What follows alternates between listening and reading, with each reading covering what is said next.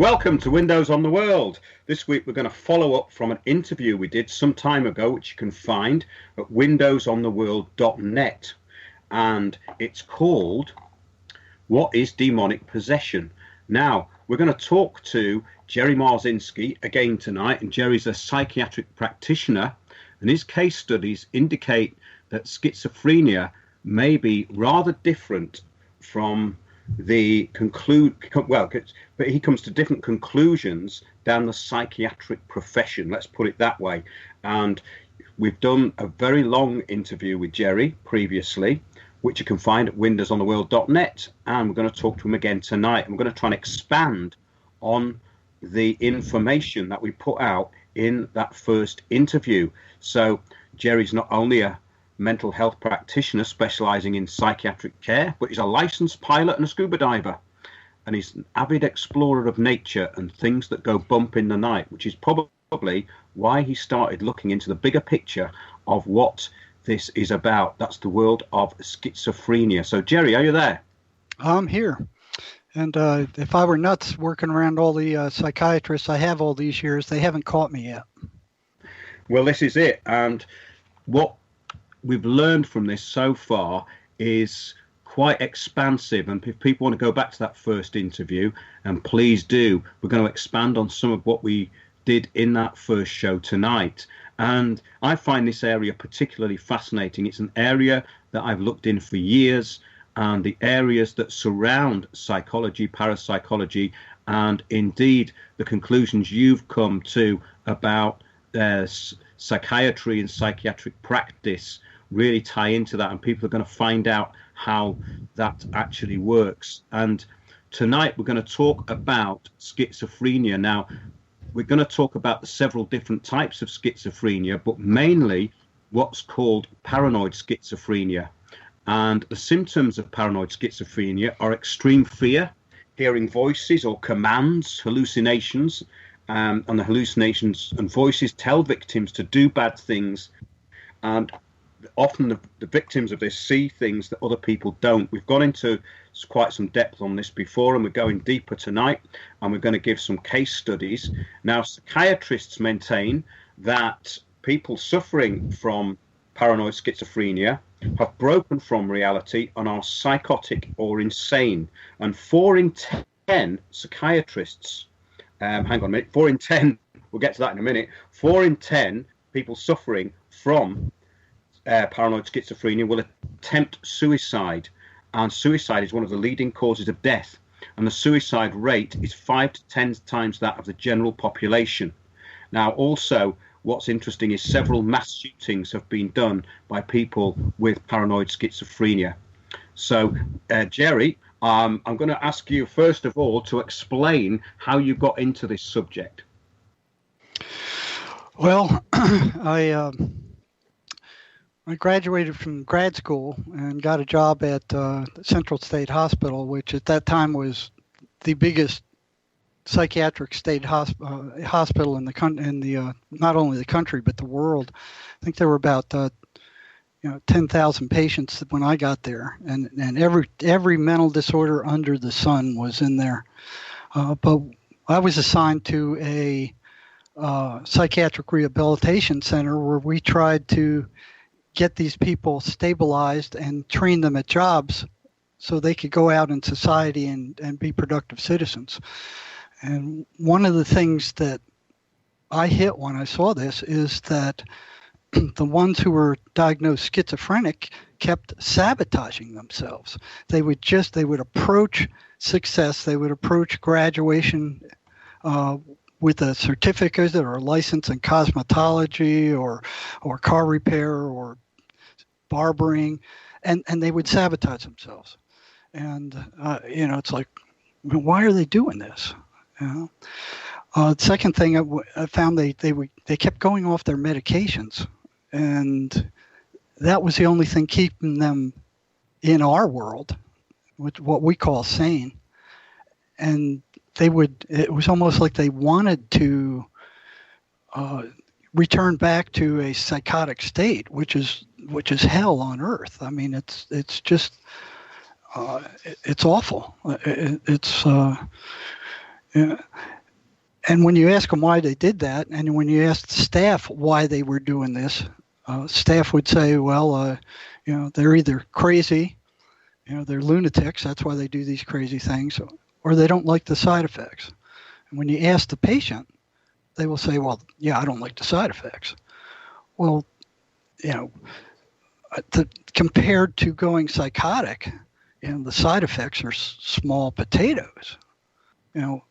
Why are you choosing the bubonic plague over the flu?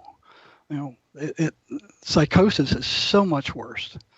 And they'd say, once you point that out to them and you compare the symptoms, they say, I don't know.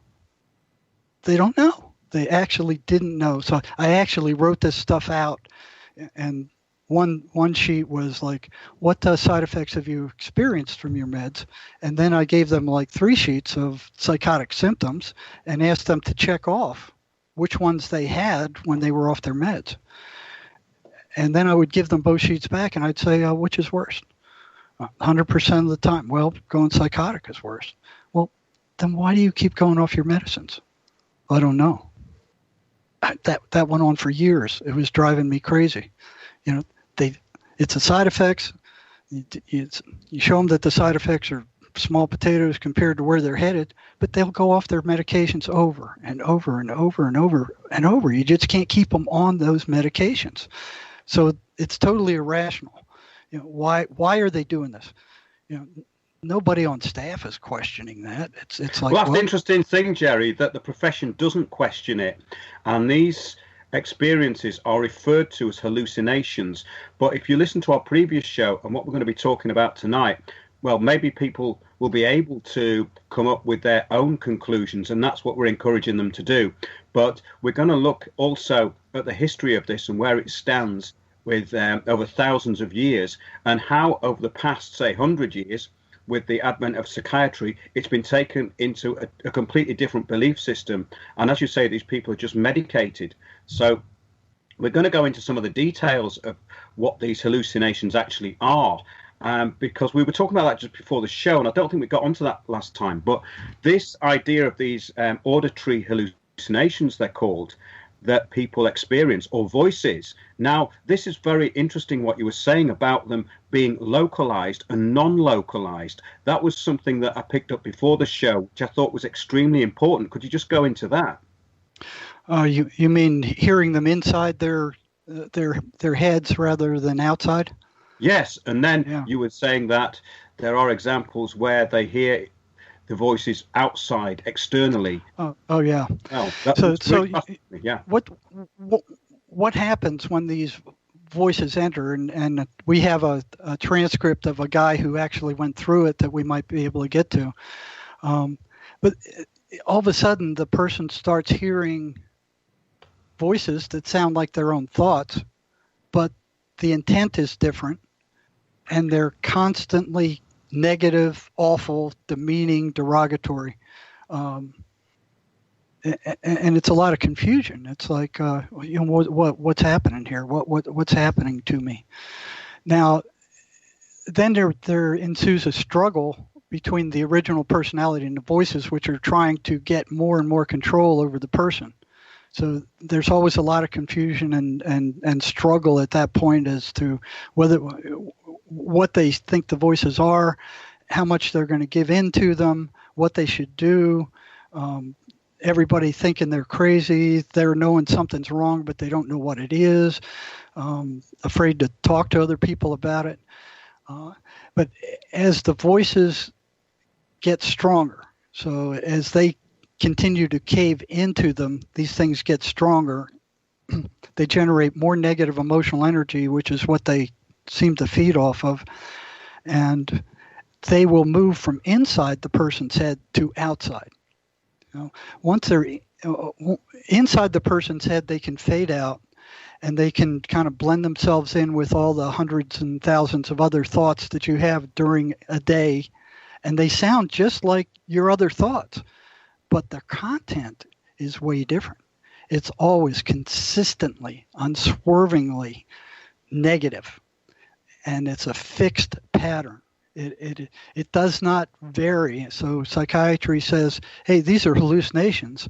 They're not like any other hallucination in existence, which are random. They're all over the place. They're positive, they're negative, they're neutral. They just don't make any sense. There's no pattern to them. They're just all over the place. There's a very fixed, definite, unswerving pattern with what the voices are telling schizophrenic patients. And we're talking about paranoid schizophrenia here. All this information that I'm bringing up today is relevant only to paranoid schizophrenia, which is the largest category of schizophrenics. But there's other kinds of schizophrenia, hebephrenia, catatonia. I mean, a whole bunch that this information doesn't apply to. So as these voices get stronger, it's almost like they're emboldened. They will move out of the person's thoughts and just maintain a forefront.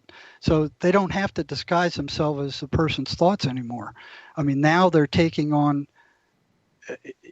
another kind of identity as the voices, and some patients name them.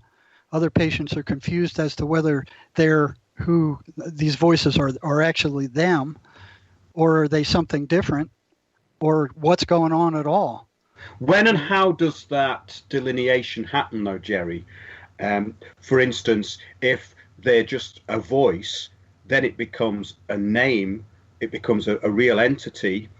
Is there any way this actually manifests? Does it manifest over time, or does sometimes people have a voice that they instantly recognize as a name? Have you ever come across that? No, not instantly recognized. It's usually after a while that they either name these things or they ask them who they are. And if they ask them who they are, they'll say, "We're you." So they won't give a name. I mean, you got to work real hard to get a name out of them. But the patient will usually give the voices a name, and it maybe not always a formal name, well, that's the strongest one, or that one is the creep, or something like that. Sometimes they'll give them formal, well, that's Jack, or but I've never heard of the voices actually coming out and giving them a name. No, that's interesting, because traditionally in the ancient world and the world of kind of spirits and entities, the naming of something would mean that you have power over that entity, because the name contains the entity. The name is the entity. So it's very interesting that they would give misleading names, or the person would just have to make up a name. That was the point I was trying to make, in that if these things actually, whatever they are, these voices, if they named themselves to be the thing that they actually were, then that would limit their power in the etheric world. It sounds a bit abstract, but we're going to get to that a bit later on. Yeah, I remember asking one of them what their names was, and they said, just like in the Bible, they said legions. And I was like, whoa, that's like, this thing read the Bible, or where did it get that? Well, that's really interesting, because this is what Jesus said to somebody who Jesus had been told was possessed. And the man said, "My name is Legion, for we are many." And it is thought that that referred to the Roman legions of 6,000 men. So that's really interesting. And of course, there are hierarchies of entities, and we may get to that a bit later on. But carry on, Jerry. That's a really interesting point there. Okay, where I was moving was toward the prevalence of this disorder. Yeah. The National Institute of Mental Health here in the U.S. says there's about 2.5 million people a year in the U.S. who are being diagnosed as schizophrenic. The World Health Organization says there's 24 million worldwide. So it's also listed as among the world's top 10 health problems. Now, the thing is as well, Jerry, before we move on, I'd just like to get this point out to people, is can you give us what is categorized and classed as schizophrenia generally? Oh, you mean the general kind of agreed kind of meaning of it. Well, there's that's interesting.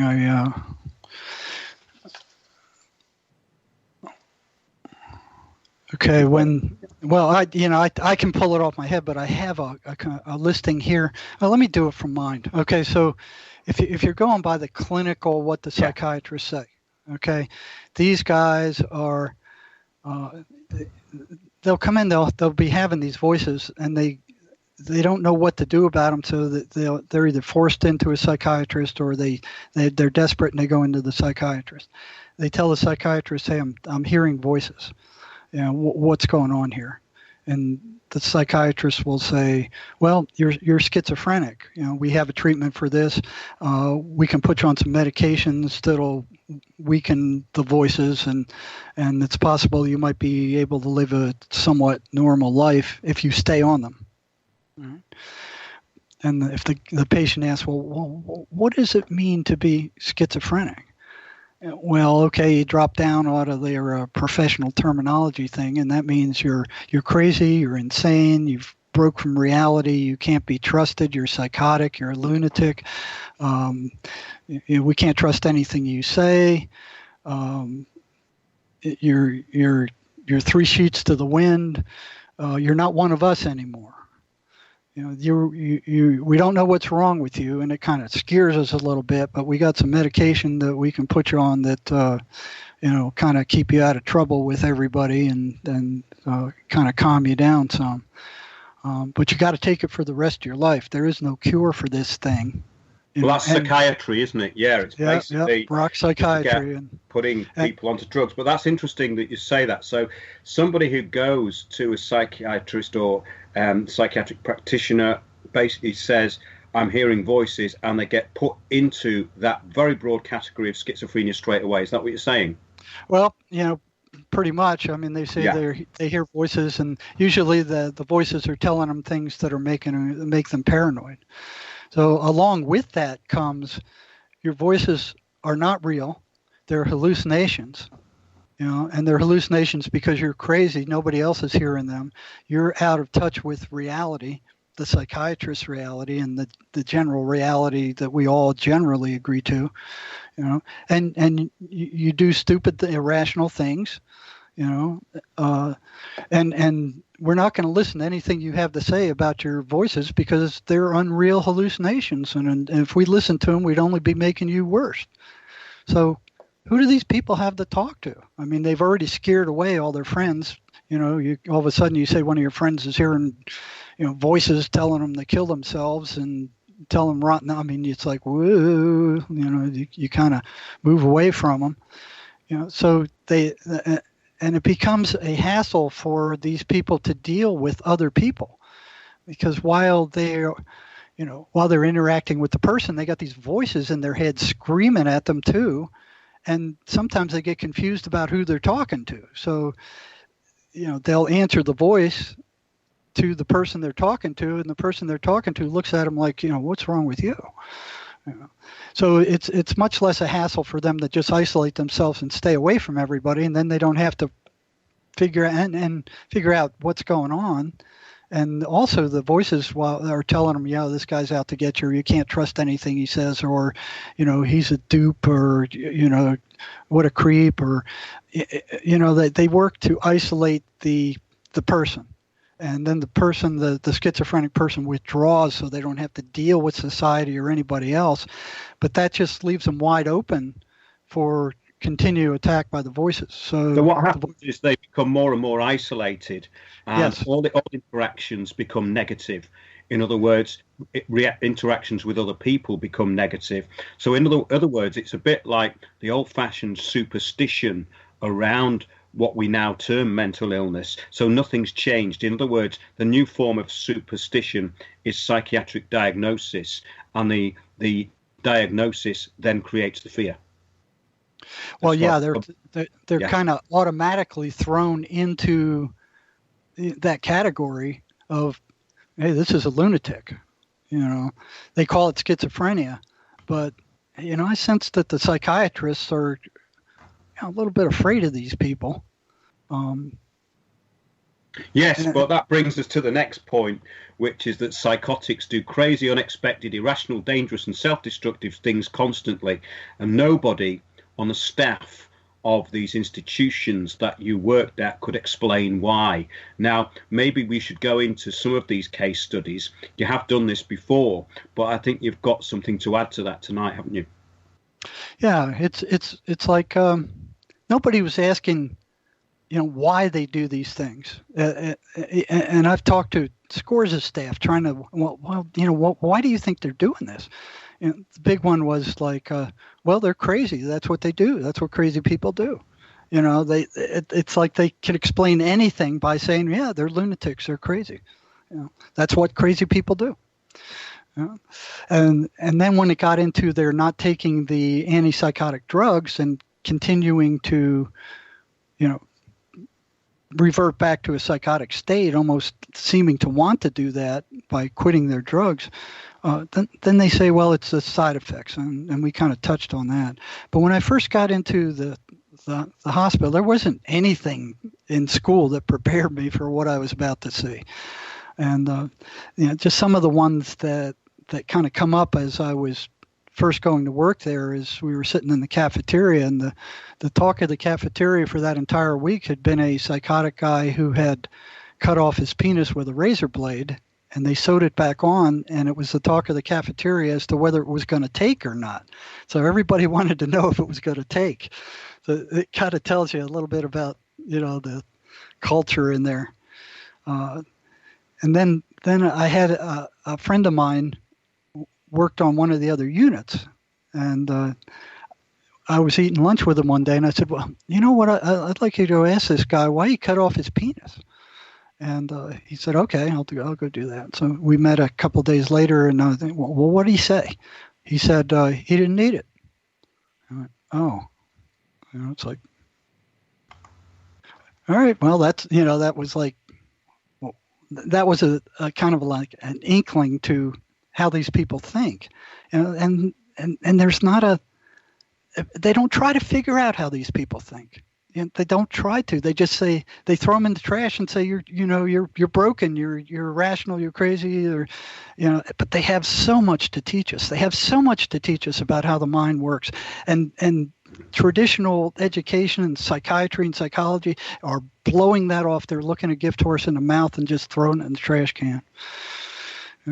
Another one I saw was a psychotic who slit his wrists in one of the rooms, and he kept his mouth completely shut while his blood was squirting out. It hit the ceiling. I walked in there after they pulled him out. The blood squirted so high it was all over the ceiling, and he did not make a noise while he was bleeding out. And I'm like, wow, man. What happened to him? Did he die? He died. Yep, they pulled him out of there. He was dead as a doornail. Blood was leaking out under the door. The other patients found in the morning. They opened the door, and he was dead as a doornail. Suicide was a big thing out there. I mean, a lot of patients attempted suicide, and a lot of them succeeded.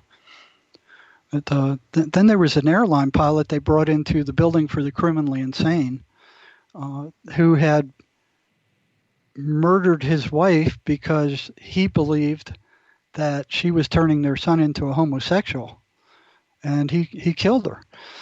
And he was flying jets. And I'm like, wow. And then you got the gross ones, like some of these regressed psychotics would actually paint their entire walls in their room with feces. They'd cover themselves with feces. And some of the regressed ones would do stuff like biting off one of their other patients' ears. It was like there was nothing in school that prepared me for any of this. Well, it's really incredible that there's this level of negativity around it. It's completely negative, and it ties in with the research I've done over the years and that we've already talked about. But the other important issue before we move on any further is that psychiatrists also get beaten up a lot by the patients. The the psychiatrists who are dealing with paranoid schizophrenics get beaten up more than anybody else in the medical profession. Is that right? Oh, pretty much. And Yeah. you know, it's like that's one of the first thing I noticed when I went to work at the state hospital, is in the cafeteria, which was the Grapevine Nerve Center. All the information from all over the hospital, and it was a massive hospital. It spread over 2,000 acres, so 200 buildings. But that was like the nerve center of what was going on around the hospital. And you know, there would be these reports of, hey, the psychiatrist got beat up, and a few weeks later another one got beat up, and a few weeks later another one got beat up. And I noticed, wow, these guys are getting beat up at a tremendous rate. And I remember one in our unit. I think I spoke of it last time. A little scrawny black guy who was training for a fight, and I watched him as he trained for the fight for weeks. And I kept asking him. He's psychotic. I asked him, well, who you going to fight with? And he goes, can't tell you. Yeah. And then one day the psychiatrist walked up the stairs. He's crossing the day room, and this guy goes shooting out one of the halls, heading straight for him like a torpedo, and just flattened him. He just laid him flat. You know, one good punch right to the face knocked him out. Next day I came making rounds, and that patient was sitting in the corner drooling. The psychiatrist that's got him back, he couldn't even move. So that was just one that I witnessed. But the actual statistics, you know, I looked these up because I'm going, well, is my perception correct or not? You know, a study done over 120,000 assaults from 1987 to 1992 over 5 years found that the assault rate for all jobs was 12.6 per 1,000. The assault rate for doctors other than psychiatrists was 16.2 per 1,000.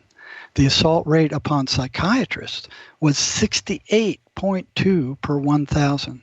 The assault rate upon custodial staff working around psychiatric patients was 69 per 1,000.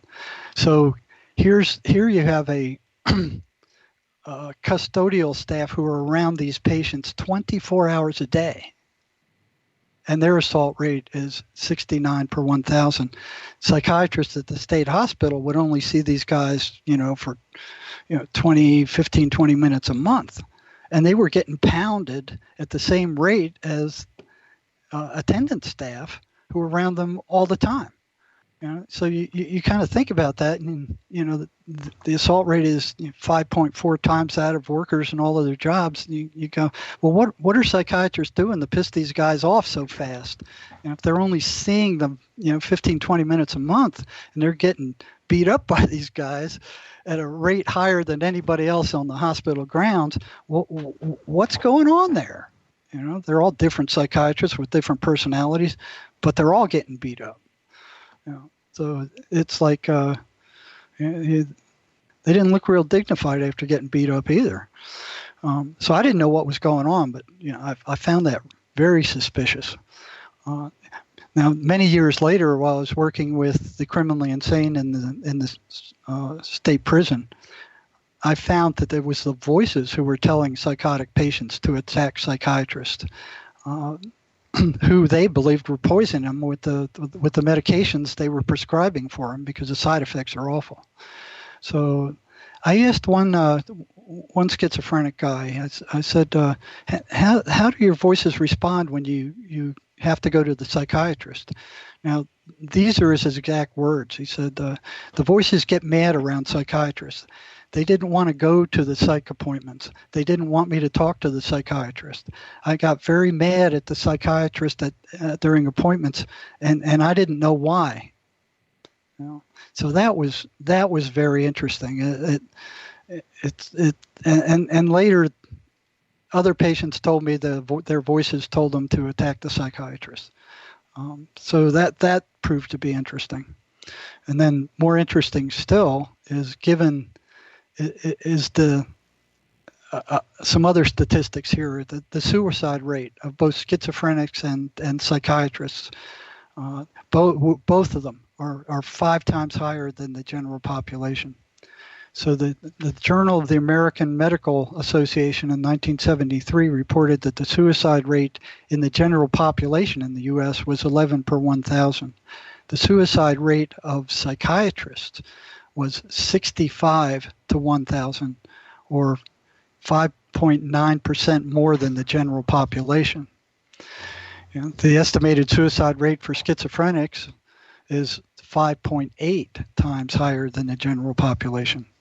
So what's going on here? Why do psychiatrists and schizophrenics have near the same 5 times greater suicide rate than all the rest of us? Well, what do you think's going on here? Well, it's interesting, ain't it? Very interesting, Jerry. And we did get into a much broader kind of discussion before, but we're trying to focus it in a bit more today and get more information packed in. I would recommend that people listen to that other interview, which you can find at winnersontheworld.net and YouTube while it's still there. And yes, I've been looking at this as an outsider for many years. I've known quite a few schizophrenics. I have my own theories on what it is and what causes it, and we've talked about that. But let's carry on with this idea that the industry, the psychiatric industry, calls this a chemical imbalance. Now, can you actually define what that means? Because I've looked everywhere in psychiatric handbooks and nobody has been able to actually define what that means. Because it doesn't exist, that's why. They don't even know what the right chemical imbalance of the brain is, let alone attributing it to one. They have absolutely no evidence for a chemical imbalance, and they've been trying to find for years. And there are studies that recently came out that straight out come out and say there is no chemical imbalance. That's a bunch of hooey that the drug companies and psychiatry are using to make a fortune off of these people by saying, these drugs kind of correct the chemical imbalance. What they do is they sedate the person and turn him into a semi-zombie. He no longer has, he's not the same person under these powerful drugs than he was when he was off them. They're making billions of dollars a year off of this chemical imbalance theory that doesn't exist. Yeah, it's never really been defined. That's what I was getting to, and you've just explained that perfectly. And of course, psychology and psychiatry are inextricably linked. And there was a great book that came out in 1978 called The Psychological Society by Martin L. Gross, and it has some of the best quotes which refer to what's going on here that I've ever heard. And this is a great book to get hold of. He states that the citizens of the Psychological Society are the most anxious, emotionally insecure, and analysed population in the history of mankind. Now, what I'm getting to here is the fact that we live in a completely neurotic society to start with. So when people are dealing with these really serious issues of things like paranoid schizophrenia, they just want to get away from any possible facts that are brought up. And you've given some great case studies, and you've brought stuff to the table that we've talked about. And it carries on here. It says the major agent of change has been modern psychology. It's an art, science, therapy, religion, moral code, lifestyle, philosophy, and cult. It sits at the very centre of contemporary society as an international colossus whose professional minions number in the hundreds of thousands. The contemporary psychological society is the most vulnerable culture in history. Its citizen is a new mould of Westerner, dependent on others for guidance as to what is real or false. Sociology and anthropology are the human sciences coming from behavioural science. It carries on.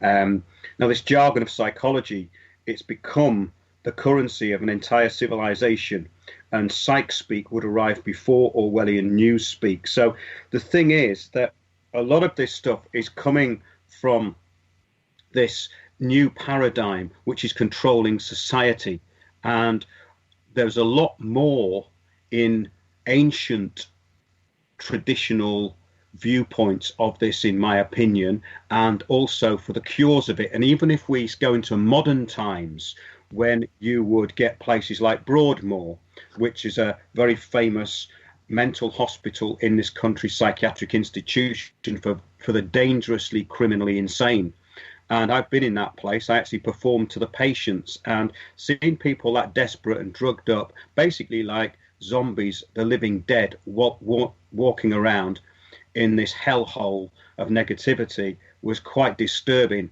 And it took me quite a long time to get over it when I got out. I went there with somebody else, went in as a band to play to these people. And we were just shell-shocked after it. And the actual draining effect of it was quite profound. So to be around these people who are in this terrible state must be an awful drain on you. So how did you manage to keep sane? Well, I had to get out of there. Weekends were critical, and take off and go camping and swimming and get out. My saving grace was being a rehabilitation center and training these people for jobs to get out. We were working with the highest level of them, and I had a lot of friends who were working with the lowest level of them. And some of the stuff, I don't know how they did it. I remember one story a gal was telling me where one patient bit off the ear of another patient while they were all asleep, and they couldn't put it back on again. The nurse had it in a glass jar in her desk, and the patients wanted to go bury it out in the front yard and give services for it. So now, I started off on some of those regressed units when I started working there, but I was looking for the highest functioning above of all of them. But I got a very good dose of some of the lower functioning also. Now, yeah, one thing definitely. I found that. Yeah, sorry, Karen. Okay, you were talking about the energy drain you felt. Yes, yes. Yeah, when I started probing, and this was in the state prison, I didn't know why this was happening, but if I worked with more than 2 schizophrenics in a day, I came home drained. I came home absolutely drained. I couldn't do anything, but they were so interesting, I couldn't stop working with them. So I had to make a rule never to work with more than 2, and preferably 1 a day, because of that drain. And I didn't know why that was happening, but I knew it was happening. So the rule I made for myself is never to work with more than 2 in a day. Sorry, Jerry. This goes into another area of basically about energy and what is it, and harvesting of energy. And it seems to me that these voices and these entities just harvest energy. They're harvesting human energy, and we have talked about this before, but it's a very important point. Another point I'd like to make just before we move on is that in Broadmoor, during the Victorian times, because it is a Victorian hospital, in fact, this place that's full of very dangerously mentally ill people is actually an NHS hospital now. But it's a high security hospital, and indeed, when you go in there, they take everything off you, including your maps and your mobile phones. Interestingly, they let us take a load of tools in, which probably if someone would have grabbed one of them. Screwdrivers and hammers weren't a problem because we had some with us. We had a toolbox with us, but they didn't look in there. They looked under the car with mirrors, and they took our maps away. They took the maps away from us in case anybody stole the maps and found out where they were. Well, I think they know where they are. I mean, I don't think any of them are that far gone, but the point is that the Victorians used to encourage mentally ill people to paint and be creative, which actually fired the neurons in a very positive way, because it made it, from the mind being shattered and divided and isolation, there would be unity through being able to paint and observe nature, which I think is a really important point with all this, because a lot of this stuff, this negativity, when people are taken away from any natural surroundings, they get much worse. And if you look at a place like Broadmoor, it's basically a maximum security prison with these prison officers breathing down their necks, and they're just basically in there rotting away. So in actual fact, mental health care has got a lot worse.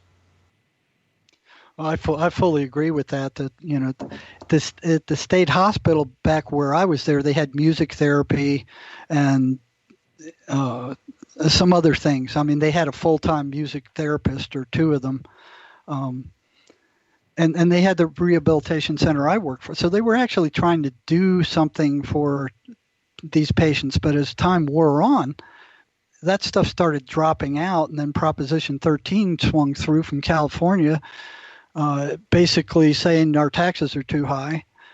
What we'll do is we'll put out a bunch of local mental health centers and close down all the state hospitals. And when I heard that, I went, these guys aren't taking their medications in the state hospital. What makes you think they're going to go to a mental health center and go through all the trouble to get there, and pain and taxi cab fare, or get some? They don't want to do it anyway. So they're not going to go to these mental health centers. So they released, tens of thousands of psychotic patients onto the streets, going, oh, we're going to treat them in a more natural environment now. They're going to be out in the community. They're ending up on the street corners begging for pennies to get drugs now. Most of them turn into drug addicts. The other ones commit crimes to survive, and now the prisons in the U.S. have turned into the state hospitals. So what they have is these psychotic patients in there that they're not giving any psychotic drugs to unless they're causing problems. They end up in gangs, and they end up in these violent confrontations, and their voices get stronger, and they get more callous and violent. And then they serve their term, and they release these guys out into the public, out the front door with 2 weeks worth of medications, and say, hey, when you run out, go to the nearest emergency room. And just toss them. It's crazy. I mean, it's insane. I mean, this idea also of drugs opening up these gateways is very important. So the drug abuse, especially like you were saying, cocaine, methamphetamine, is extremely dangerous, because it makes these voices and so-called hallucinations much worse. In other words, whatever these entities are, they feed off the drugs, and they feed off the fear, and they feed off the trauma. Can you go into that? Well, it's odd that the voices have their preference as to drugs, which drugs they want their victim to use, and the number one is amphetamine, which will drive people psychotic quicker than any drug I've ever seen. There's so many people in the state prison who started using amphetamine, started hearing voices. They thought they were hallucinations. They went away after a day or two. So they're going, oh, yeah, there are hallucinations. They went away. And that goes on for a few months. And then one day they don't go away. And they're psychotic for the rest of their lives. Due to the amphetamine, it's like it opens up the door. The alcohol, the withdrawal from alcohol is nasty. You drink enough alcohol and you go into delirium tremens, and so it feels what the voices want is drugs that feel good at first, and then during the withdrawal phase, they wreak havoc. They generate a lot of emotional anxiety and negative emotion, which is what these things want to do. They want to generate that negative emotional energy, and then after they strike, after they hit the person's drained. Yes, so in other words, they enjoy the high and the come down. So they're harvesting energy, and they're harvesting the pleasure, but they're also harvesting the trauma. Is that what you're saying? Well, what they're after is the negative emotional energy, and if they have to instill trauma to get that, then they do that. They will do whatever they can to generate that negative emotional energy, tell lies. Now, one thing, if they can get the person in trouble, like get him thrown in prison, which is a totally negative environment, then they don't have to spend a lot of energy trying to get him to do something screwed up to get him in trouble, because that environment is so tumultuous and so negative that it's going to generate the negative emotional energy without them having to invest in it. They just come and feed like a hog's trough, and they really don't have to do anything except maybe, hey, that guy over there is going to attack you. You might want to think about hitting him first. And the gangsters use these guys for torpedoes, as we talked about. They would get a paranoid schizophrenic, make him more paranoid, tell him that gangster on the other gang is going to kill him, so he better get him first. They gave him a shank and say, go get him, and he stabs that guy, and the gang goes, yeah, you want more of that, where that came from? We know how to do it.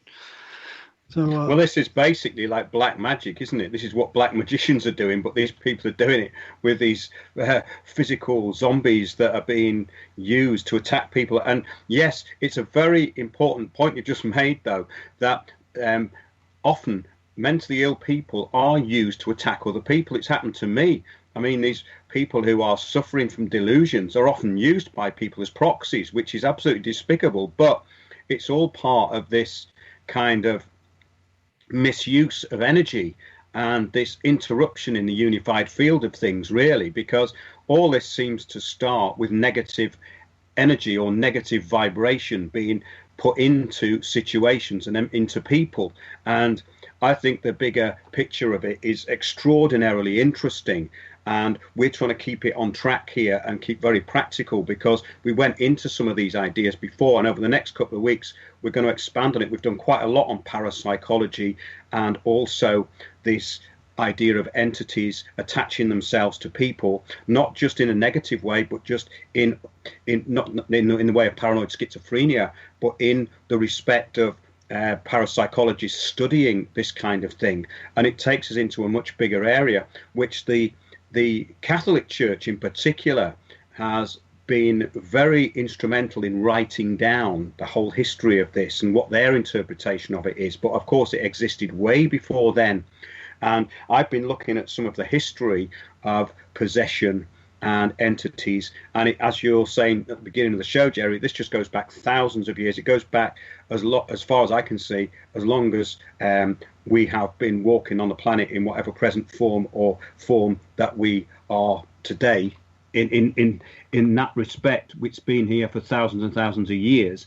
And it's what is referred to as archons. It's referred to as demonic entities, even though demons are actually not necessarily what people think. Demons, the original word was Greek, Daemon, came from the Greek, and that could mean angel or something bad. It didn't have to be anything that was necessarily negative, and this is all very interesting. But what we're focusing on tonight is these particular entities, which seem to be kind of they're low-level energies, in my opinion, but they're very, very destructive. So in other words, if there is a hierarchy of these entities or whatever they are, and we're going to get into that more in part 2, then these things are kind of bottom feeders in a way, aren't they? They're the sort of lowest end of it, but they themselves are beholden to their own slave masters. And this is something that you've also looked at, isn't it? Well, yeah, I ran into a couple of cases where I don't talk to these things much because I don't feel comfortable with it. But I was asking one, like, aren't you bored with doing the same thing to this patient all the time? It's just you just and they say, yeah, we're bored with it, but we were told that if we didn't destroy this guy, that we would cease to exist. So they're told they have no light in them. They're if they don't do what they're told, they will either go to the pit, which I don't know exactly what that is, but I've heard of it several times, and they will be punished there. They're also punished if they're discovered or if they speak to one of us other than their victim. So they don't want this kind of information coming out at all. This is, and the fact that they are parasites, predatory parasites that are feeding off the negative emotional energy that they generate in these people is the last thing they want anybody to know. And it's that energy, the generation of that energy, which is why they are so negatively oriented. They never say anything good to the patient. It's always horrible, negative, derogatory, disgusting things, and then they have access to their entire memories. So they can go back and bring up rotten stuff the patient has done and long forgotten about, and rub it in their face and say, see, this is what a rotten person you are. You don't deserve to exist. Everybody hates you. You look at all these awful things. It just goes on and on and on, and it's endless and it's ceaseless. And these guys are getting more and more desperate. and it generates that negative emotional energy. Now, if they can get them to attack somebody, or to seriously hurt themselves, or to do some other screwed up thing that's going to get them in a lot of trouble, that generates even more emotional negativity. And what they're after is that negative emotional energy. They can't stand positive emotional energy. So, the people who are positive, preachers, that kind of, they don't want them anywhere around. But they want to generate as much negative emotional energy as they possibly can. And you kind of carry that one step further and look what's going on in the world right now and what's coming over your television set. You turn on that TV, it's 98% of what's coming out of you is negative. And in the U.S. here's kids watching people shoot each other for decades. It's almost like normalized on TV, and then they go out and they get a gun, they shoot somebody, and it's like, oh my God, the gun did it. Well, you get rid of all these guns, and then they turn to knives, like you guys are struggling with right now. It's nuts. Yeah, these things seem to be hive-minded. In other words, this negativity, especially with this knife crime, it is actually perpetuated by it being put on TV, in my opinion, because exactly. It starts to become part of this hive mind, and some of the people who are doing this are on drugs, and they're part of a hive consciousness. But interestingly, you were saying that when schizophrenic patients, paranoid schizophrenic patients, threaten to kill themselves, then the psychiatrists start taking the voices seriously. Now, this is very contradictory, isn't it? Oh yeah, that's very interesting. That's something that blew me away when I was working at the state hospital. It like, if a patient tells a psychiatrist that the voices are telling him to kill himself, and there's a huge suicide rate with these patients, they will believe that. And they will take that patient and they will drug him until he's a zombie. They'll lock him on a suicide watch because the voices are telling him to kill himself. So they act like they're poked in the butt with a hot stick, and they jump and lock this guy up and fill him full of drugs, and we got to stop him from killing himself on my watch. But yet the voices are telling these people hundreds and thousands of things other than that. But those are hallucinations. But that one isn't.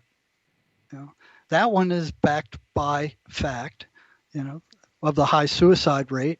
But all this other stuff is garbage. You can't. That's hallucinations, and it's meaningless and useless. And these guys are crazy, and these are delusions, and so they don't even try to find out what these things are, or how they operate, or how these people think. Which is astonishing, Jerry. It's absolutely astonishing, because you were the only person I've ever heard talking about this on a show several years ago. And it completely blew me away, because you were incredulous about this in a way that I've never heard before. You were approaching it from a situation of, well, I'm a professional, and this is just out of this world stuff. This is absolutely incredible. But nobody really has put these case studies down. We've covered people like D. Scott Roggo and all these people who are in the parapsychology in the 60s and 70s, and that seems to have been quite marginalized now. The actual Parapsychological Association is still on YouTube, and these guys like Charles Tart are still speaking on there, but you don't hear anything about them. And they were breaking down the barriers with all of this stuff, not just in the area of where we are talking about, with people getting possessed by entities or whatever people want to think these voices are.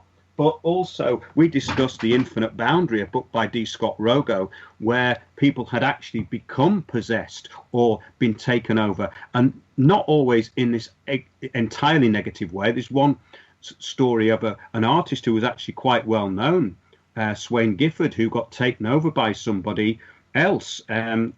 Swain Gifford's work was actually completed by a person who used to walk past him every day after Swain Gifford's death, and it's a big story, and it's not just conjecture, because it was really looked into at the time, and it was actually looked into over several years, very, very, very thoroughly. And we've got stories in there of people having out-of-body experiences. The Private Richie story, when he was in hospital, in the army hospital, and he had the out-of-body experience, and he saw ghosts leaping into people who were really, really drunk, who'd opened themselves up. They'd opened up some kind of gateway. And this is the sort of area that I've been looking at for years, and why I find it so fascinating. But this is probably a good time to take a break. And I think it's been a very interesting first half. So over to you, Tony. Cheers, Mark. We've got some Psyambience coming up. Great show, gentlemen. Well done. We'll be back in 6 minutes and 30 seconds.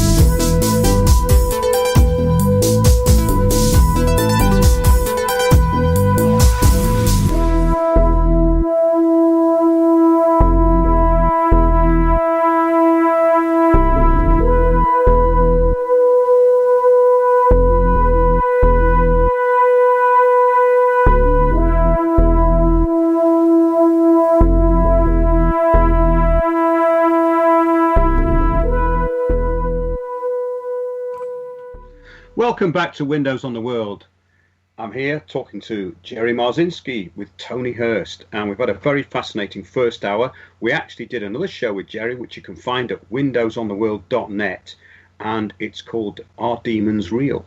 And we go into the wider picture of what we're talking about tonight. Tonight we're focusing back in on this religion of psychiatry and its closed-minded way of dealing with things. In other words, that you just get put on drugs for life. And I've seen this happen to people, and I know what the results of that are. And these drugs that people get put on are absolutely terrible. They ruin the nervous system, they ruin the brain, and they eventually just kill the host. They turn the host into a zombie. So the thing we were talking about before the break was how the psychiatric profession deals with all this and what Jerry's found out over the years. We're going to talk now about how you can get into trouble very quickly with psychiatry if the powers that be learn that you are asking patients what their voices are telling them. The psychiatric profession accuses you of making matters worse. So would you like to pick that up, Jerry? Yeah, I've had a few bad experiences with psychiatrists who caught me or patients complained. And at the state hospital, like I said, the unwritten rule is you don't upset psychotics. You just don't do it. It's not a smart thing to do. But in order to learn about their voices, they would get irritated when they were questioned about their voices, if you could get them to even talk about them. And some of them went and complained, oh, he was asking me questions about the voices and I don't like it. And I'm sure the voices were saying, yeah, go tell the. And I ended up in front of the psychiatrist on the carpet with them ordering me to quit asking patients about their voices because they were hallucinations, and they were certain they were hallucinations. There was not a doubt in their mind because that's what they were taught in medical school, and you don't question what's taught in medical school. And like, you stop it. You're upsetting my patients. I want you to stop. They're getting worse. You're making them worse. And I'm like, what? They're not any worse than they ever were, and there's no permanent damage here. They might get a little bit upset, I'm thinking, but you have to bow down to these guys because they're the top dogs in the mental health field, and you kind of bite your lip and kind of go, yeah, okay, and then wait till it kind of blows over and then go back again. But yeah, if they found out that I was asking questions about the voices to these patients, they would not permit it. You're not allowed to go there, and that was the excuse they gave. And they would, I watched what they would tell some of these patients. Just ignore the voices. So I called one patient in one time after the psychiatrist told him that a couple of weeks later. I said, how did that work? When you ignored your voices, what happened? He said they got louder. They would not be ignored. And that was consistent throughout. You talk to any psychotic patient, any schizophrenic patient, and you clinicians out here, listen to these symptoms. Don't trust me like I didn't trust them. You listen to these things and ask your patients if their voices get louder if they ignore them. Ask your patients if the voices are consistently negative. Ask your patients if there is a marked drop in their energy and their physical and emotional energy after the voices attack them, and see for yourself. Don't trust me. Look and see for yourself. And those of you who are parents of schizophrenics, look and see for yourself. This is all leading somewhere. It is verifiable, and it doesn't exist in the books. And as long as psychiatry and the drug profession and big pharma control the institutions, it's not going to get into the books. It's not, Jerry, because like you were saying that drug representatives are constantly in and out of hospitals, and we see this even with doctors. Most doctors are getting lobbied by drug firms, and they become lobbyists for drug firms, and the privatization of medicine, obviously in America, and which is pretty much the same model here, which the public haven't really been told about but has been rolled out, does tend to facilitate this. So in other words, billions of dollars a year they get selling drugs that suppress the symptoms, and they do not cure anything, and they slowly destroy the brain, and the nervous system of the patient, and in actual fact, they will never, ever cure the symptoms. Am I right here, or is that a little bit of no exaggeration? Well, no, I think you're pretty right now. And in some cases, I've seen where if they caught it quick enough, just as the voices were starting, that if they were given the drugs then, that would knock them out before they took root. You know, but what we have here is that I wanted to expose the audience to is what it's like for an actual patient to begin into a psychotic process. It's very confusing, and how it starts. So there are different ways the process starts, and like I said earlier, abusing amphetamines brings on a very quick onset of psychosis if it is kept up and heavy levels. The prisoners called amphetamine the devil's drug. It is a very dangerous drug. So there was one patient I talked to, and the voices come at various rates. Sometimes they start off slow. Sometimes they just start off and they're there. You know, there was one case where I was talking to a patient who was telling me that her voices acted more like somebody getting into a new car. And they would tell her, "Hey, go pick up that pencil over there, or go sit in that chair." Or it was almost like it was trying to determine how much control it had over its new vehicle here. And once these things start in, there's a lot of confusion. The patient's kind of going, "What's going on? Are these my thoughts? Are these thoughts from somewhere else?" It's very confusing and very fearful because the patient doesn't understand what's going on. And he has to kind of make a determination if the voices are his thoughts or they belong to some unknown entity, or is he going crazy? You know, he knows they're not normal. That goes back to the beginning of the show, and I was talking about that. I think it's a really important point to hammer home that the voices can be apparently inside the person or externally. And you were saying before the show about that case where that chap heard them in the background and they were outside the house. Now that was fascinating to me. Can you just relay that again? Because that's really important. Yeah, this is an actual case history I wrote right after while I was with this guy, and it took place on 7/16/2003 at about 11 o'clock. And he came in for his appointment, and you know, I'm always probing. I was always looking, you know, kind of what the devil is going on here. I mean, what is going on with these people? And I was questioning him, and I said, when did you start hearing the voices? And he said, this is word for word. So what you have is one of these guys kind of talking to you, telling you how this came on and what it's like for this to come on when they start hearing voices. He said, the first time was in my house. I got a big house away from everybody in the high country. I wasn't drinking. It was dusk and cloudy. I was sitting alone reading. I began hearing voices like somebody was talking in the distance. It was a very stressful time in my life. And these things are often brought on by stress. And they get stronger with stress. And he said that previous weekend I was drinking, probably a 12-pack of beer, but I wasn't drinking anything the day this happened.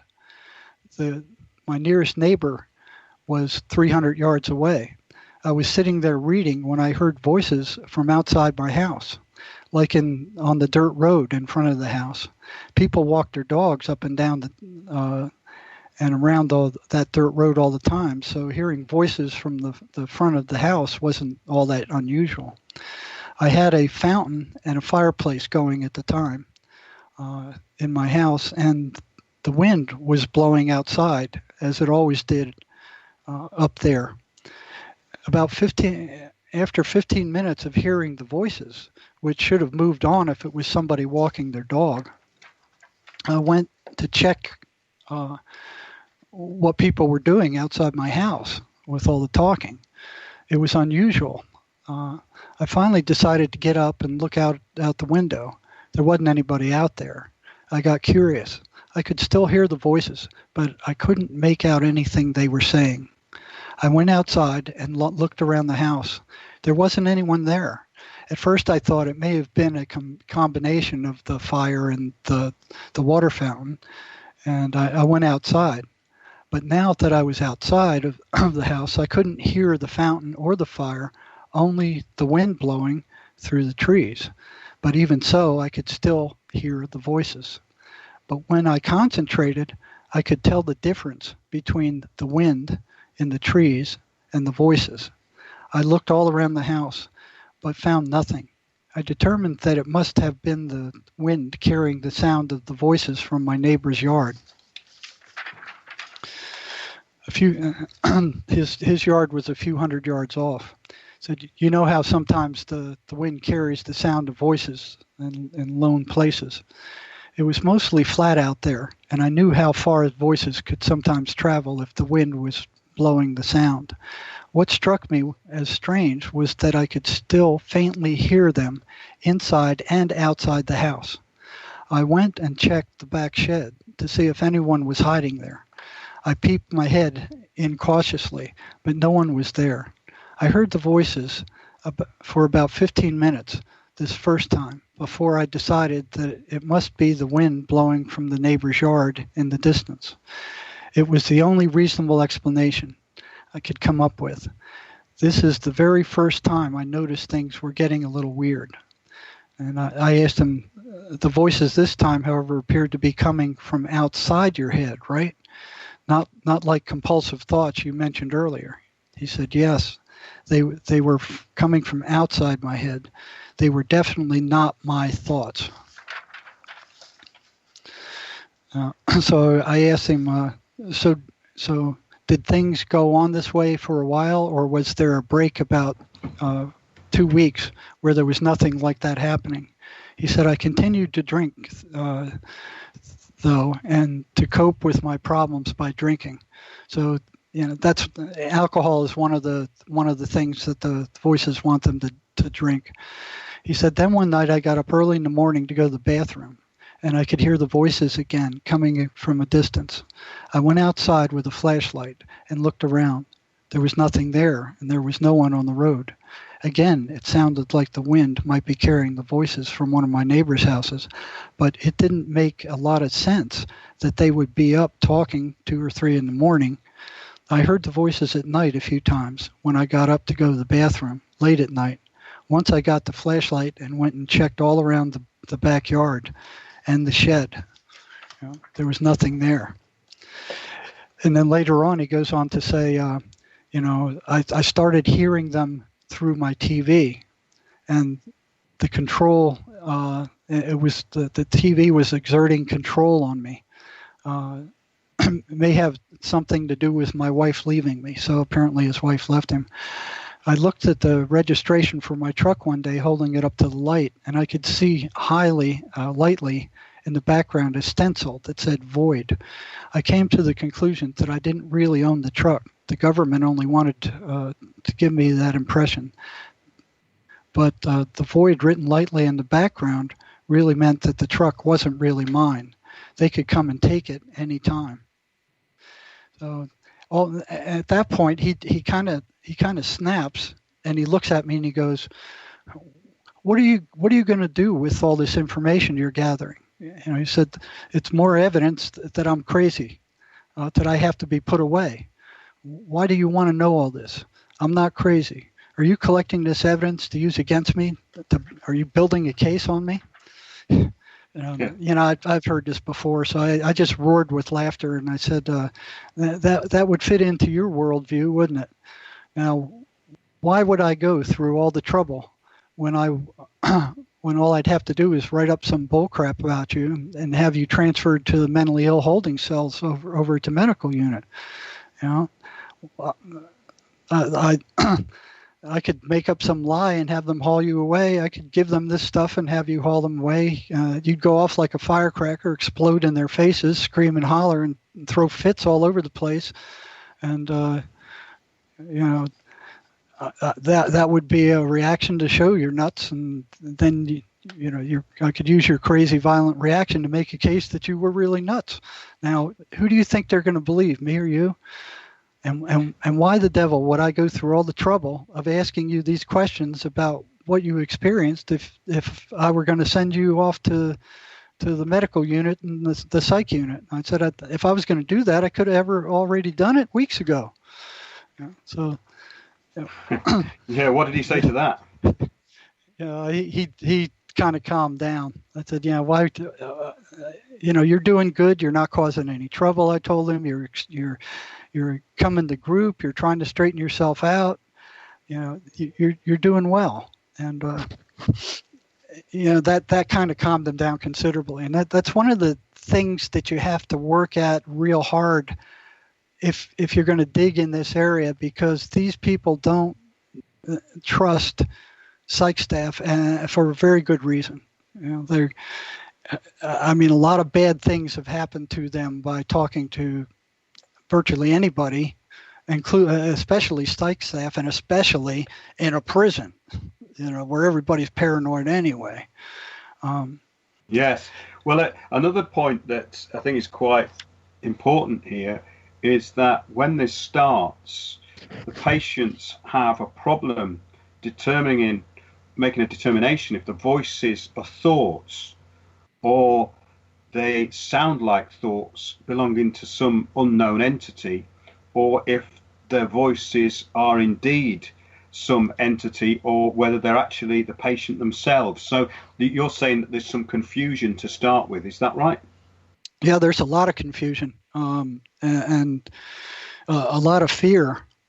And what I've found is that what they decide for themselves these voices are has a dramatic effect on their potential to recover. So what I found is that about 1/3 of them will come out and straight away say they're demons. That's what I think they are. They're demons. Really? And that's quite common, is it? Because this was the kind of general direction of the show that we did last time, and we're trying to clarify some of these cases and give people an insight so that they can make up their own minds. But that's a very interesting point. So the patients themselves believe that these are entities that have invaded them, or either or do they believe that these are some kind of sort of spirit or entity, or do they believe it's something that's actually taken them over? What was your thoughts on that? Well, there were three parts. There were the ones who believed that these were demons. Another third didn't know what they were, and the worst off of the bunch, the ones who were always the worst off of the bunch, were the ones who believed what psychiatry was telling them, that their brains were broken, that they were psychotic, they were crazy, there's no hope for them, that they had to take these poisonous drugs for the rest of their lives, and that they were mentally ill, and that all that could be done for them is these drugs. That they were the worst of the bunch. But the ones who decided that these things were demons or something other than themselves, now they're not blaming themselves for being totally out of control and not being able to behave right or get in trouble. They see that these things want to get them into trouble and will get them into trouble if they listen to them, but they are not who they are. They are something different, although they sound like their own thoughts. They sound just like the thoughts, thousands, tens of thousands of thoughts that come through your head every day. They sound just like those, except their intent is very different, and it's very negative, and it's very destructive, derogatory, negative, self-defeating. It's consistently a negative thought stream. Yes, another point that you brought up was that when asked who the voices were, the most consistent response you found was that the patient would hear that the voices were saying, "We are you." That's we, if the plural. Yeah. Yes, that's if the patient asked them who they were. They would respond, "We are you." So the voices want the person to think that they're their own thoughts. Because once they realize that these aren't their thoughts, then that really weakens them, and they have, like, the patient isn't going to want to be taken over by them. So there's a fight going on, but at least the patient knows what he's fighting. Yes, he the intention knows he has an enemy. Yeah. Yeah, the intention of the voices then is to deceive the patient, basically. Oh, yeah. They do not want to be discovered. They, like I said, they will come and go outside of the normal patient's thought stream. One thing you can count on, if something bad happens, the voices will show up and make the most of it. Oh, you stupid person, you shouldn't have done that, or they will be there. They feed off of that stuff. So the more negative emotional energy they can generate, the more they feed, the stronger they get. Now, yes, and they take over the host. They're basically taking over the host, and they want more control over the behavior. This is something you were saying earlier on as well. Yeah, exactly. They want more and more control. So, like I said, if they could get the guy into prison, it's a negative environment, and it generates. I mean, there's tons of negative emotional energy all over the place there. Yeah, and it said also that they may start by convincing the patient that they're friends. Friends, and that they both have supernatural powers. Is that what you were saying? I've heard several cases like that. There was one where they were telling this girl that they knew the answer to the tests, that she was in college and she was making good grades, and the voices were giving her answers to the tests, and they were right. So they convinced her that they were her friends, and she began to trust them. And then as soon as she did, they started turning on her slowly until they were telling her to kill herself, that she was useless and worthless. She had to drop out of college. She couldn't hold a job. She was making straight A's. And the voices had pretty much, destroyed her. So what does the entity get out of destroying the host? What do you think it is? Well, that's always puzzled me. It's kind of I've had a couple of cases where the patient was about to commit suicide and the voices actually stopped them. But what's strange is, like, okay, if they kill their host, it's like a tapeworm, killing its host. What happens then? My best guess is they just move on to somebody else and destroy them. Yes, I think you're right. I mean, this idea of the entities trying to transfer is something that I've looked into before, and I have had these things attack me. Maybe it's a slightly different angle than we're talking about here, but I think these things are all linked. I think it is part of a same dimensional area of research. It's a massive area, so we need to be focused. But you were going to read out something, a description of a personal experience of what it's like to begin to go psychotic. That would be very good to hear at this point of the show, I think. Well, that's what I was reading, but I didn't finish it. So, and I have some more articles like that. Yeah. So this guy goes on to say, he said, everything was starting to get confusing. I drank to calm myself down. But of course, then now upon withdrawal, he's got the shakes, which feed the voices. He said, I heard rumors that the house I was living in at the time was built over an Indian graveyard. So this is the guy who was hearing the voices out in his front yard and stuff. He said, I thought it might have accounted for the strange noises at night and the scratching on the windows. I wanted to check this out with the owner, so I made up a story that I wanted to buy the house in order to find the owner. So I went through the realtor I was renting from to find out who owned the house.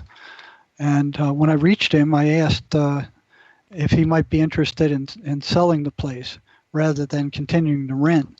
And then I asked him if any Indian artifacts had been found on the property, and he said that they had been. And he said, I thought this might explain the strange scratching on the windows. He said, come Christmas, I drove to the city and stayed in a hotel room by myself to get away from everything, the scratching, the government control, the paranoia, everything. It was on the way back from Phoenix that they got me. He said, the cops stopped me. The voices got him to attack the cops, and he beat up a cop. So he said, I thought I would be in prison only for 2 months. He said, I've been here now for 2 years. Was that the first time you went psychotic, though? Yes. Yes. So that was the actual point of him becoming that's where he's psychotic. Yeah. Yeah, that's where he snapped, and the voices took control of his behavior. Basically, told him, these cops are badgering you for no reason. Get them. Yes. Yeah. Now, this is an interesting point as well that you're making, that those who accept the voices as friends, eventually they will be destroyed. And this is something that you've observed happening. Can you go into that? Well, yeah, they will regret it. And that's one of their tactics is they come on and Ouija boards is another place where a ton of people get infected. There were a lot of people in the prison who started off with Ouija boards. I mean, they're dangerous. They're not toys. There was one where, the voices try to convince them that, we're your friends. We can help you. So this guy, the voices would tell him which houses to rob and where the police were, and he said as long as he listened to the voices, he was fine. And I said, okay, smart butt, how'd you end up in prison then? And he said, well, there was one time I didn't listen to the voices, and I went and robbed the place that they told me not to, and I got caught. Yeah. Well, you gave a great example of that before as well in the last show about the chap who was told where the marijuana field was by the voices, and he went up and he filled his bags, and then he was told not to go up there again, and he didn't. Yeah, that was the guy. I have some direct transcripts from him here too. I mean, it's actually him talking. But basically, what the voices tell these people are that well, we were talking about strange things that they do. There was one where I walked into the ER to start my shift, and one of the patients who was psychotic and came in, she was laying in one of the beds, and the voices told her when I walked in, said, "You stay away from him. He's dangerous." That was odd. And I did get to work with her. She told me the voices told her that. And one of the most dastardly things these things do is they get people in trouble and then they laugh at them. And one of the more hideous ones I heard is where they promised a patient, after badgering him for decades, that if he would gouge one of his eyes out, that they would leave him alone, they would go away. So he did that. And he disfigured himself, destroyed the eyeball. And I said, well, what happened? What did they do? He said they laughed at him and they mocked him, said, how could you be so stupid as to believe us? Now look what you've done to yourself. You are such a stupid idiot. And now you look like a monster. I mean, they imagine how much negative energy that generates. So some of the direct thing, now these came right out of the mouths of people who were hearing the voices and what the voices told them. You have no reason to feel good. You'll never get what you want. You're stupid. You're ugly. You can't succeed at anything. Nobody likes you. They're faking like they like you. People are talking behind your back. The government's watching you. Go ahead and use drugs. They'll make you feel better. It's okay to rob others. You're worthless. You're a burden on anybody. You should just go ahead and kill yourself. There is no God. Jesus couldn't help himself. He's not going to. How can he help you? Don't try anything new or you'll fail. Others are out to get you. This is just a sample of the actual things that these voices tell people that psychiatry doesn't want to hear, because these are hallucinations. Now, these are well-formed sentences. The voices talk to these people in well-formed, thought-out sentences with a negative intent, a negative, destructive intent. It's clear. This isn't word salad that they're hearing here.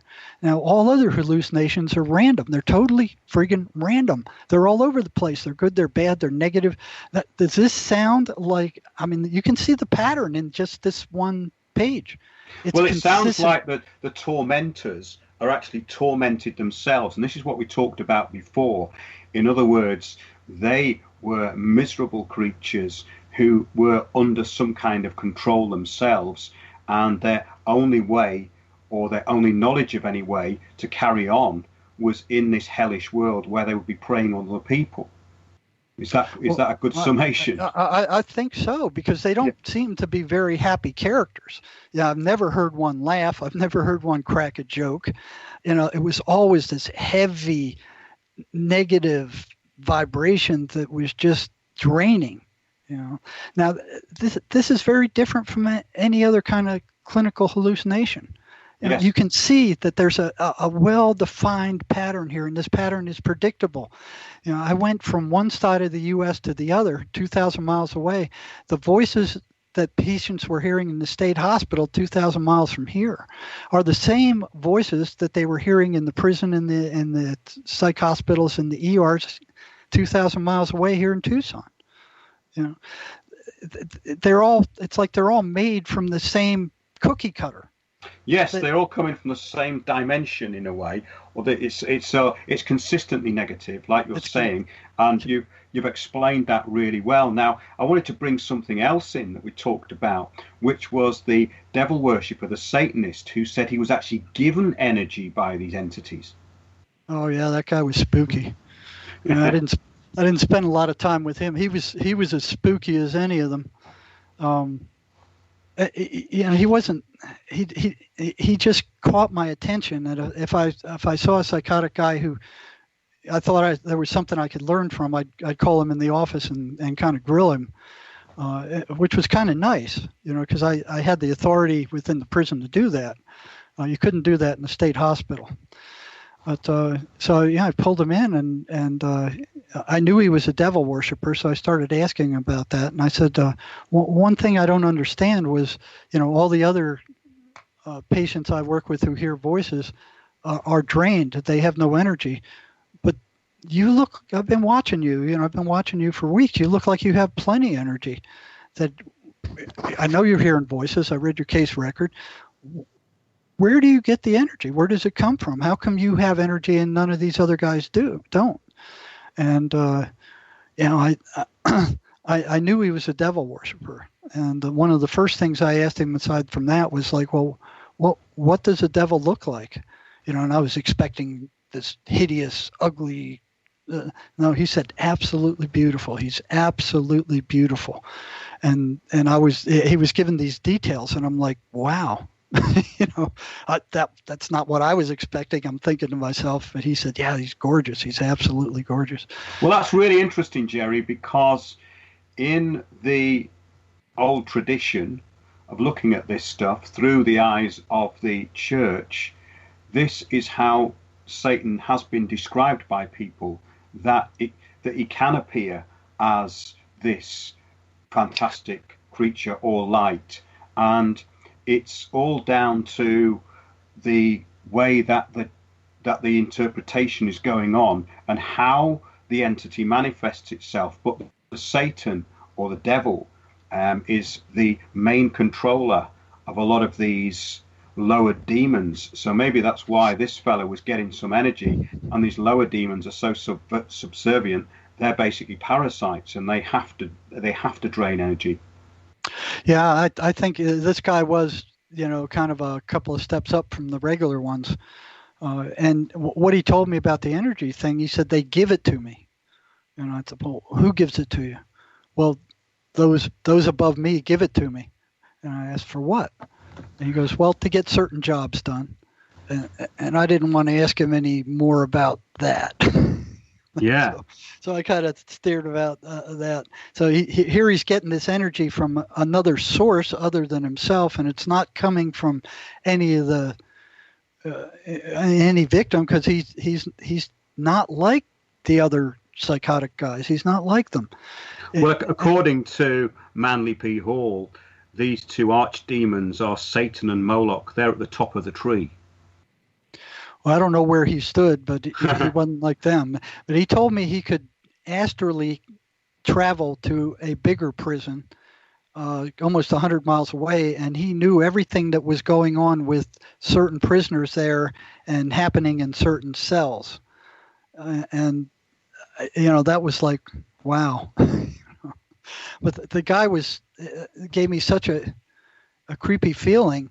I never called him back because I really didn't want to hear about some of the stuff he was involved with. Like, it's like, just the regular stuff's bad enough.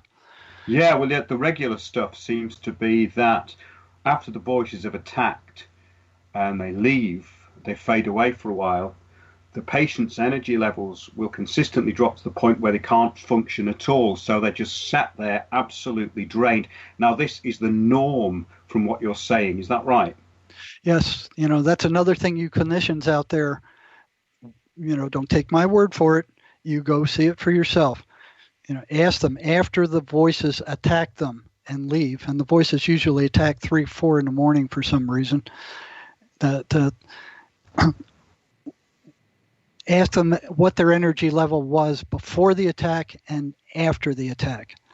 And there's a marked difference. They have a lot more energy before than after. There's one time I did, when I knew how to do this stuff, I ran some statistical stuff on it, and it came out as statistically significant. And you can see that for yourself. And what I did was gave them a scale, like on 1 to 10. How much energy did you have before the voices came? How much energy did they have after? And I kept those two graphs together. And it was very consistent and very observable.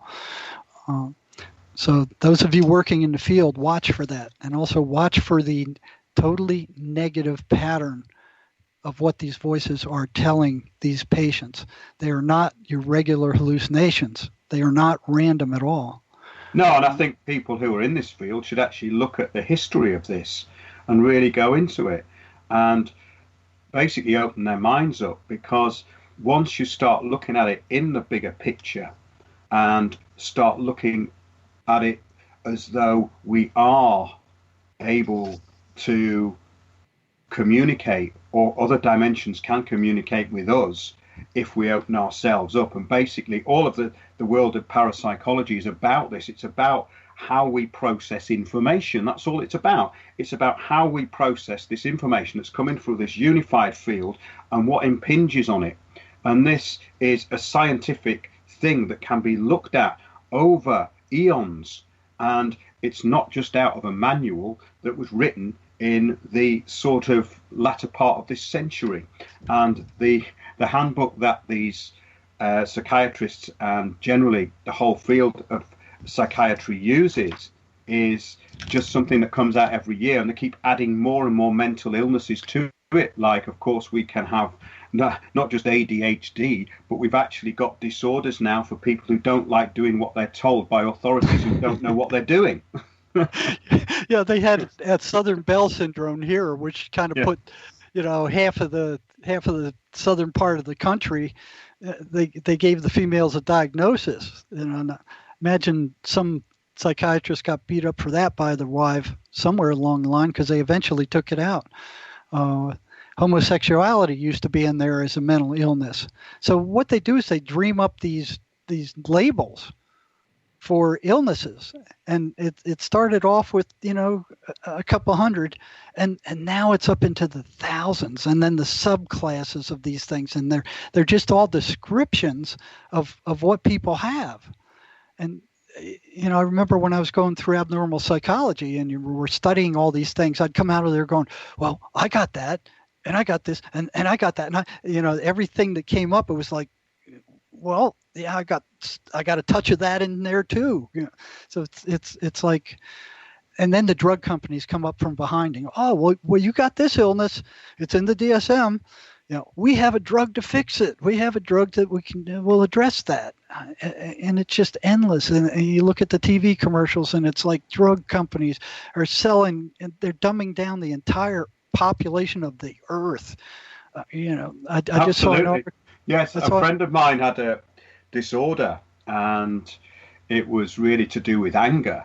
And she went to see a psychiatrist, and the note just came back with the drug that had been administered, and she was told she'd never get better. That wasn't in this country. Someone put something in about people in other countries and psychiatrists in other countries being rather different and treating it as a spiritual malaise rather than a chemical imbalance. I'm not sure whether that's actually true in the world of psychiatry, but can you give us some of the examples, Jerry, of what these negative entities tell the victim? Because you sent some to me, and either I can read them out or you read them out, because that's quite an interesting list you've got there. Well, yeah, go ahead and read them out. Now, I have some other short cases here of what they were telling them also.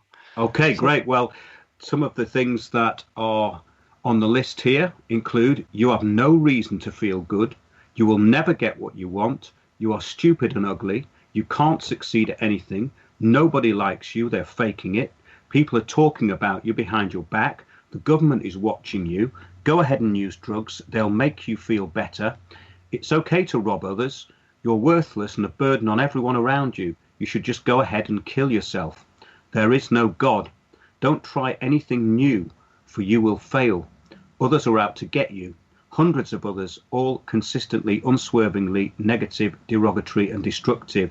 That's to add to that list there. So that's quite comprehensive there, Jerry. Interesting that they say that there is no God. So in other words, you are a slave to this kind of entity forever, and there is no hope, no way out of it, and there is no solution. That's what they try to tell you. But we're getting near to the end of the show, and you did find some solutions to this, didn't you? Could you tell us a bit about that? Well, what I started experimenting with when I was there was, since the voices are constantly telling these people negative things and to do negative things, what I surrounded myself with in the prison was a group of prisoners who were rare, who would tell me everything their voices were telling them. And I worked with them intensely, and I protected them also. And what I found is that, or what I started trying is, okay, we're going to do the opposite of what the voices are telling you. So if they're telling you, this negative thing, you need to do the opposite. And I'd check on them and make sure they were doing that. And after a while, they started improving. The voices got more and more negative, or less and less and weaker. And then I started getting reports from those patients, and not just one, that the voices were really getting fed up with me. They're really getting angry at me for interfering with what they were telling these guys to do. And I'm like, I didn't want to believe these things were entities or demons.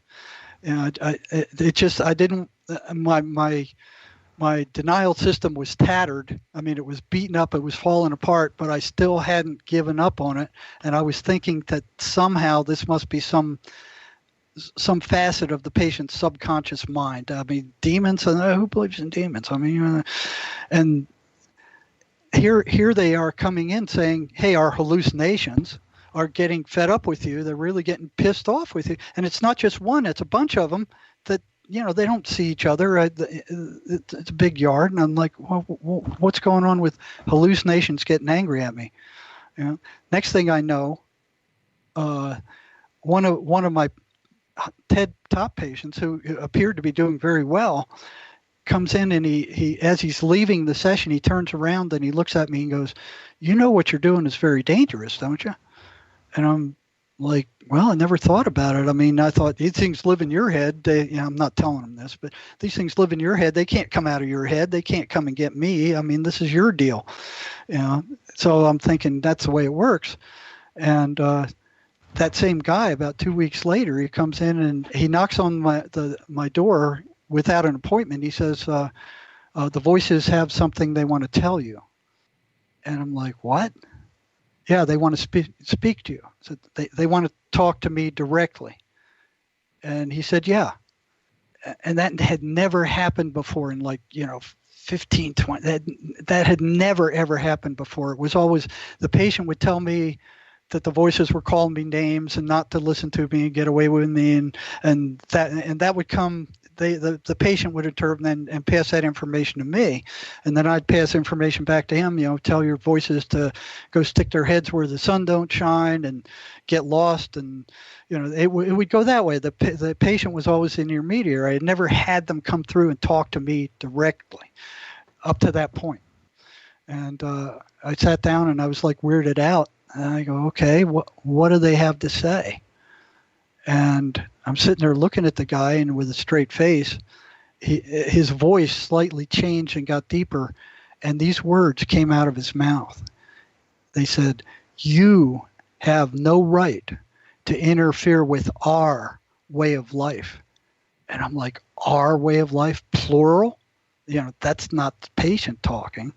And then right away he goes, "I didn't say that. That came from them. Those weren't my words." And I was just stunned. I was like, holy cow, they are separate entities. And they're warning me to back off. I'm like, whoa. So that freaked me out. I mean, my denial system with regard to these things being separate, being some part of the subconscious, I mean, completely just shattered. That there was no doubt at that point that these things were independent, malicious, destructive, parasitic entities that were feeding on these patients, and I was later to find out feeding on us all to different degrees. So yes, I was listening to something last night, and I've got books on this, many books actually, looking at this whole area, the historical area of it, entities, demons or angels. In fact, as we said earlier, the delineation there is really down to the interpretation or the observer or the action. And this Catholic priest was saying that diabolical obsession or possession is a very real thing.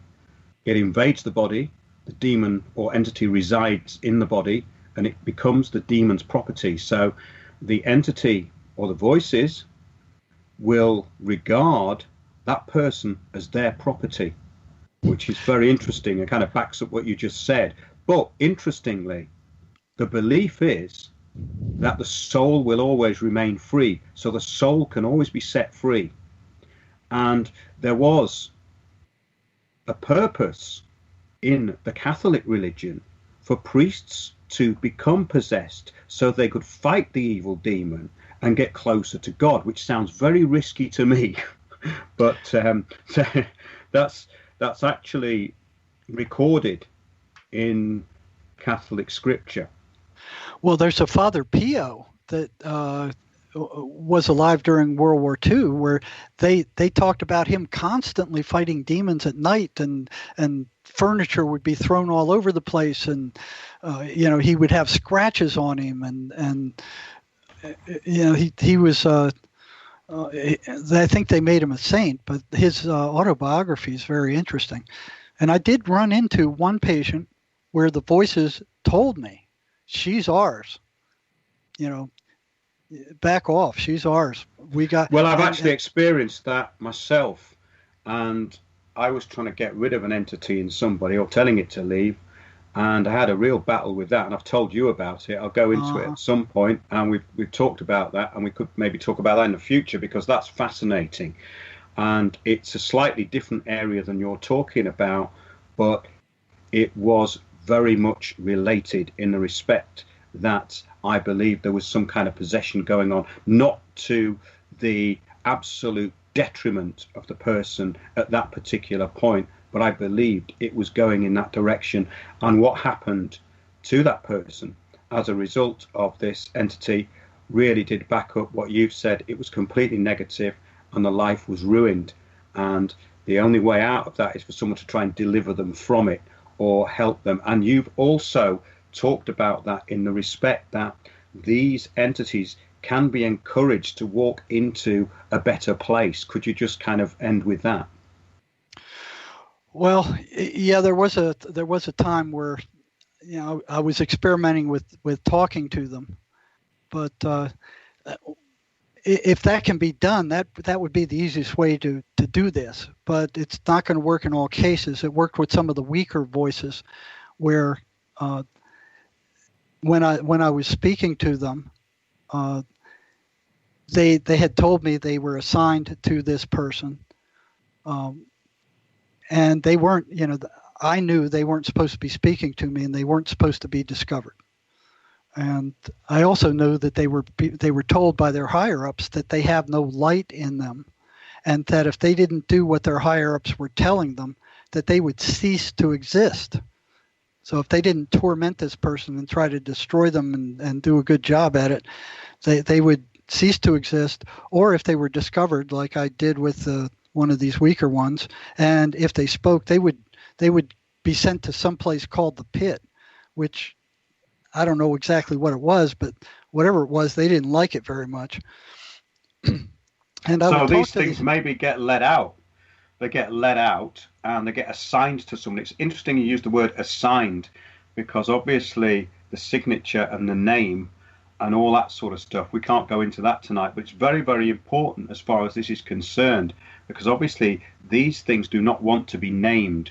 They want to be known as we just said there, and you made that point very strongly. But I think maybe we could go to any comments, if there are any comments that Tony could read out in this short period of time we've got left. Hi, Mark. Yeah, sure. Yeah. Just responding to a chat comment there. Let me get my comments over. We've had lots of comments. Cheers, everyone in the chat room, for that again tonight. You've been awesome in there. Well, as we were saying in the break, you're probably going to want to do another show anyway. I think we've got lots to get through, and some of these comments are probably going to bring us into some different directions, especially this first one here from Eric. Is it the first one? I think, no, it might be a bit further down, but anyway, we'll get on with it. A close relative of mine appears to have multiple personality disorder or some form of demonic possession. She married a very odd husband that created a strange atmosphere. I think we've all met one of those. He also says the close relative went on to emotionally destroy her parents, but she didn't understand what she was doing. Possessed people, for want of a better term, seem to radiate a form of negative energy about them that drains you emotionally. Yes, I can confirm that myself from my own experiences. Gremlin says, okay, oh no, we're going to leave that one, because you just mentioned that about that when you was talking before. Back to Eric. When visiting my close relative sister and her strange husband, it would take about 3 days to get over it. It was emotionally draining. Yeah, agree again. Lunatics build castles in the air. Psychiatrists collect the rent. I like that one. I personally think the sanity of psychiatrists comes into question.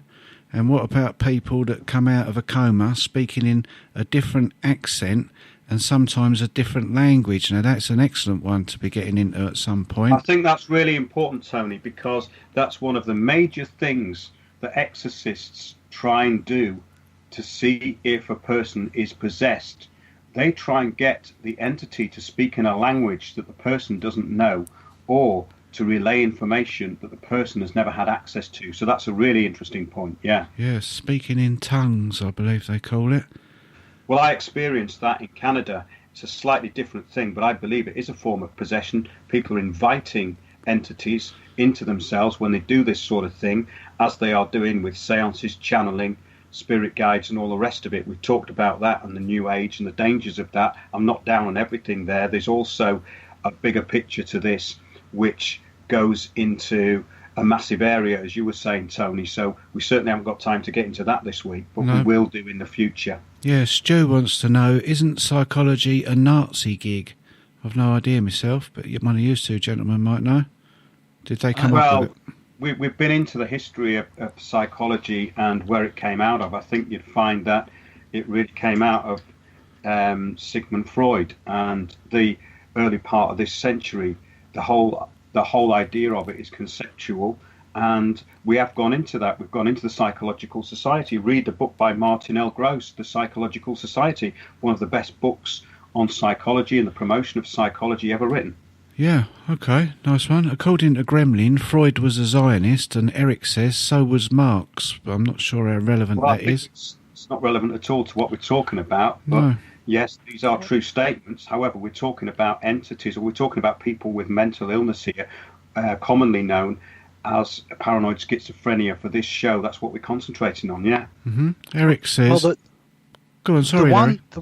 Yeah, the one where you were talking the difference between schizophrenia and the personality, split personality. Those are two different things.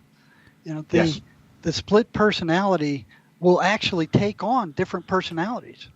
You know, and there's strange things happen when that happens. Like if they take on one personality and they're allergic to another personality is really allergic to something, this other personality, if they eat it, that they don't get the allergic reaction. So it gets very different.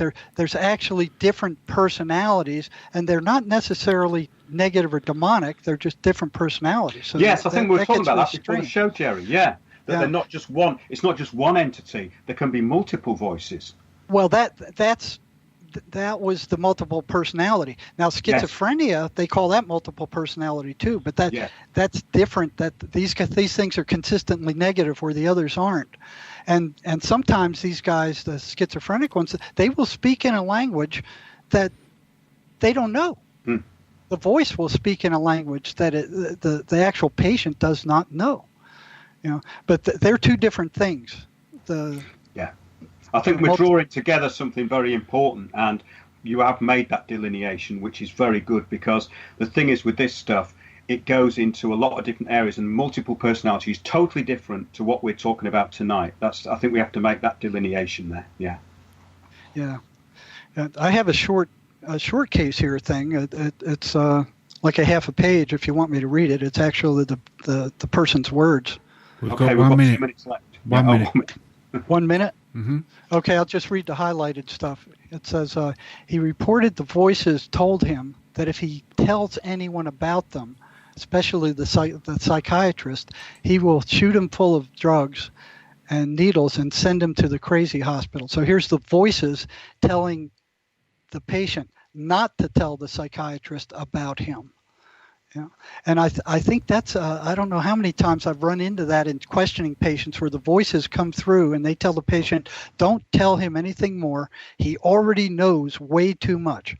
I must have heard that 10 times in pulling information from psychotic patients. These things are conscious. They're aware of what's going on, and they're aware of who and what is a threat to them, and they will react to that. Okay. Thank you, Eric. Sorry, Eric. Thank you, Larry. I've been reading too many comments from Eric. He's done well in the chat tonight. Put a lot in there. And so have a lot of others. I'm sorry I didn't get to read out many of them. I will pass them over to Mark and Larry, and they will examine them for the next show. Yeah. God, blimey. Look at me. Go on, take it away, Mark. We're done now. We're finished, aren't we? All right. Thanks a lot, Tony. Thanks a lot to Jerry Marzinsky. We're going to do a lot more with Jerry in the future. And take a look at our previous interview, Are Demons Real?, which is on winnersontheworld.net and YouTube. And we're going to be following this up in the future. Thanks for listening, everybody, and we'll see you next week. Cheers, Jerry. Yeah. Cheers, Mark. How'd we...